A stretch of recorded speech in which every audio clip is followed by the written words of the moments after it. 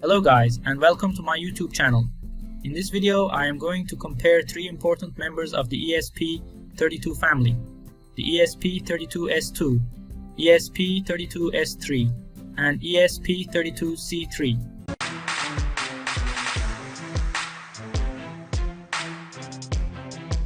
Starting with the ESP32-S2, this device uses a single-core Xtensa LX7 processor.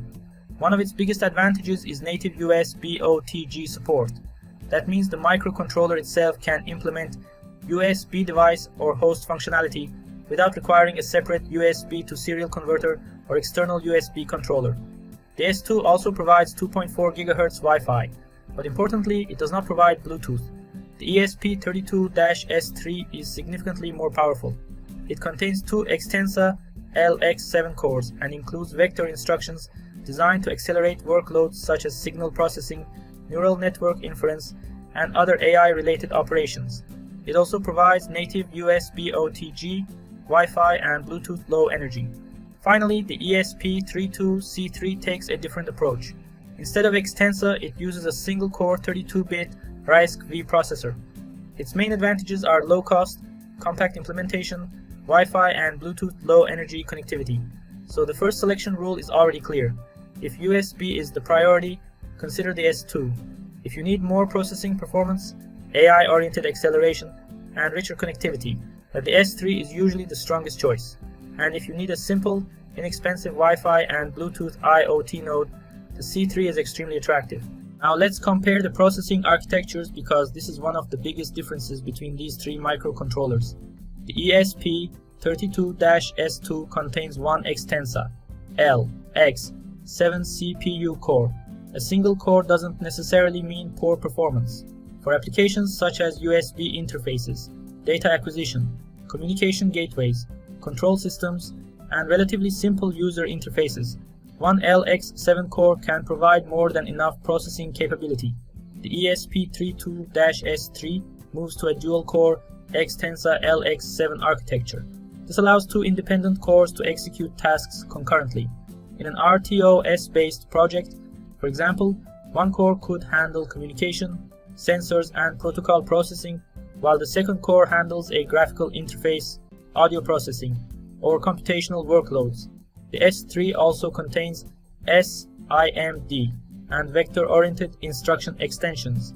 These instructions can significantly improve operations commonly found in neural networks, DSP algorithms, image processing, and signal processing workloads. So when we say the S3 is better for AI, we are not talking about a separate GPU. Instead, the CPU architecture contains instructions that make these mathematical operations much more efficient. The ESP32-C3 is different again. It uses a single RISC-V core based on the RV32 architecture. RISC-V is an open instruction set architecture and has become increasingly important in embedded systems. The C3's focus is efficiency rather than maximum processing performance. So think about the processors this way. S2 gives you a capable single Xtensa core. S3 gives you two Xtensa cores plus vector acceleration, and C3 gives you a compact single-core RISC-V solution optimized for simpler IoT applications. Connectivity can actually determine your microcontroller choice before CPU performance even becomes important. Starting with the ESP32-S2, its standout feature is native USB OTG. The chip can communicate directly with USB hosts and devices depending on the application. This makes it very interesting for USB HID devices, data loggers, USB to network bridges, custom peripherals, instrumentation, and similar applications. The S2 also includes standard 2.4 GHz Wi-Fi. However, there is one major limitation. There is no Bluetooth radio in the ESP32-S2. The ESP32-S3 combines much more connectivity into one device. You still get native USB OTG, but you also get 2.4 GHz Wi-Fi and Bluetooth Low Energy. This means one product could communicate with a computer through USB, connect to a local Wi-Fi network, and communicate with a smartphone through BLE. The ESP32-C3 provides Wi-Fi and Bluetooth Low Energy as well, making it very suitable for wireless IoT nodes. However, it does not provide the same native USB OTG capability available on the S2 and S3. Some ESP32-C3 variants provide integrated USB serial/JTAG functionality for programming and debugging, but that should not be confused with a general-purpose native USB OTG peripheral. So practically, choose the S2 when USB and Wi-Fi are enough. Choose the S3 when you want USB, Wi-Fi and Bluetooth together. And choose the C3 when low-cost Wi-Fi and BLE connectivity are the main priorities. This is why understanding interfaces before choosing the processor can save considerable redesign work later. Let's focus specifically on where the ESP32-S2 makes sense in a real product. The S2 uses a single Xtensa LX7 processor and includes Wi-Fi, but its most distinctive capability is native USB OTG. This makes USB-centric applications one of its strongest areas. For example, you can design a custom USB keyboard, mouse, MIDI controller, measurement device, or other HID peripheral. Instead of adding a separate USB controller, the S2 can communicate directly with the host computer. Another good application is a USB data logger. Imagine collecting sensor information through ADC, SPI, or I2C, and streaming that information directly to a PC over USB. The Wi-Fi interface could simultaneously send selected data to another device or network service. You could also create a USB to Wi-Fi gateway. A USB-connected device communicates with the ESP32-S2, and the microcontroller forwards or processes the information before transmitting it over the network. The code shown here represents the general idea of initializing USB functionality in ESP-IDF using the tiny USB stack. We define the tiny USB configuration, install the USB driver, and then our application can build USB functionality on top of that stack. One important limitation must always be remembered. ESP32-S2 does not contain Bluetooth. So if your design absolutely requires BLE communication with smartphones or nearby sensors, the S2 may not be the right choice. But when native USB is central to the product and Bluetooth is unnecessary, the ESP32-S2 remains a very practical and capable solution.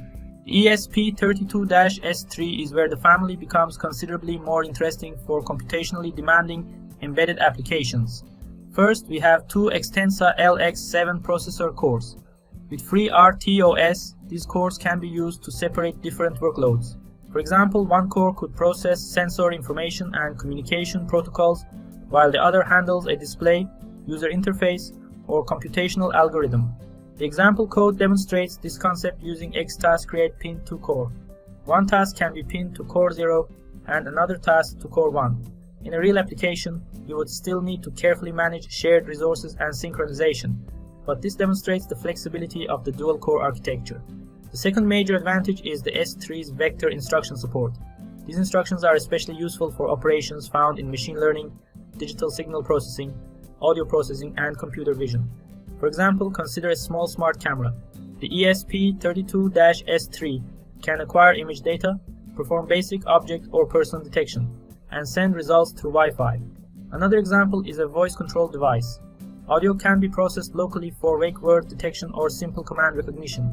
Smart displays and HMI systems are another strong use case because graphical interfaces, communications, and application logic can be distributed across the available processing resources.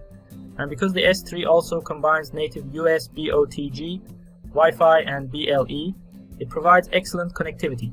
So when your application requires more computation, richer interfaces, computer vision, audio processing, or edge AI, the ESP32-S3 is usually the most capable option among these three devices. Now let's look at the ESP32-C3, which targets a different part of the embedded market. Instead of trying to maximize processing capability, the C3 focuses on efficiency, cost, compact design, and wireless connectivity. At its core is a single 32-bit RISC-V processor for applications such as reading sensors, controlling relays, processing simple communication protocols, and sending data wirelessly. This level of performance is usually completely sufficient. One obvious application is a BLE beacon. The ESP32-C3 can periodically advertise identification, proximity, status, or sensor information to nearby devices. Another strong example is a wireless sensor node. Imagine a temperature and humidity sensor connected through I2C. The C3 reads the sensor periodically and sends the data using Wi-Fi or Bluetooth Low Energy. Smart plugs are another practical example. The ESP32-C3 can control a relay, monitor user commands over Wi-Fi, and use Bluetooth during initial configuration or pairing. The BLE example shown here represents the basic concept of starting Bluetooth advertising through ESP-IDF. After configuring the GAP and advertising parameters, the microcontroller can begin transmitting BLE advertising packets. The important point is that many IoT products do not actually require dual-core processing or native USB OTG. Adding capabilities that the product never uses can increase cost and design complexity. So if your product mainly needs a sensor interface, Wi-Fi, BLE, GPIO control, and basic embedded processing, the ESP32-C3 can be a very efficient solution. For simple connected devices manufactured in large quantities, that cost and simplicity advantage can become extremely important. At this point, we can turn the comparison into a simple selection process. The first question is, do you need native USB OTG? If your product needs to behave as a USB peripheral or interact directly with USB devices, then the ESP32-S2 and ESP32-S3 become the main candidates. If the application is relatively straightforward and you don't need Bluetooth or heavy computation, the ESP32-S2 may be enough. But now ask the second question. Do you require higher processing performance, multitasking, AI-related operations, camera processing, audio, or a sophisticated graphical interface?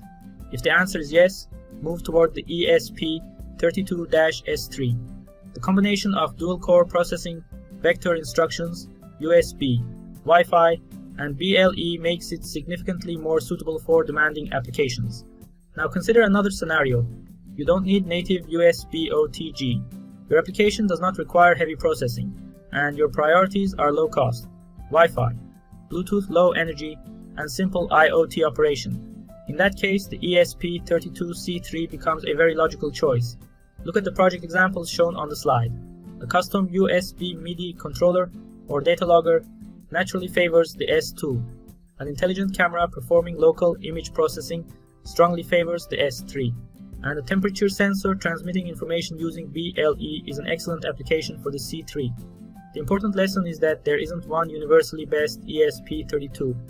The best device is the one whose hardware capabilities match your actual requirements without unnecessary complexity. This matrix gives us a more systematic comparison of the three devices. Starting with the processor architecture, both the ESP32-S2 and S3 use the Xtensa LX7 architecture. The difference is that the S2 contains one core while the S3 contains two. The ESP32-C3 instead uses a single core RISC-V architecture. Next is native USB OTG. Both the S2 and S3 provide this functionality, making them much better suited to products requiring general-purpose USB device or host functionality.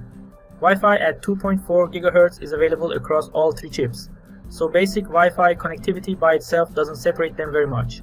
Bluetooth is different. The S2 does not provide Bluetooth. Both the S3 and C3 include Bluetooth Low Energy capability. Then we have AI and vector acceleration. This is where the S3 stands apart. Its instruction extensions can speed up workloads involving vector mathematics, DSP, image processing, and neural network inference. Looking at the best use cases helps translate specifications into actual engineering decisions. The S2 fits USB peripherals, instrumentation, and gateways. The S3 fits camera systems, advanced interfaces, audio processing, AI workloads, and complex IoT systems. The C3 fits low-cost sensors, wireless nodes, switches, controllers, and battery-conscious applications. The cost and complexity row should be considered qualitative rather than an exact pricing rule because actual component pricing depends on module version, memory configuration, package, quantity, and supplier. The goal of this table is therefore not to declare a winner. Instead, it highlights the trade-offs between processing capability, connectivity, architecture, and product cost. Now let's connect the hardware comparison to the software side. ESP-IDF supports multiple ESP32 targets, and your source code can detect which target is currently being compiled. The example shown here uses compile time macros such as config_idf_target_es P32S2, config_idf config_target_ES, P32-S3 and config_IDF_target_ES, P32-C3. When the target is ESP32-S2, we might enable functionality specifically designed around USB. For the S3 build, the software could include features requiring additional processing performance, USB, Bluetooth, camera processing, or AI-related libraries.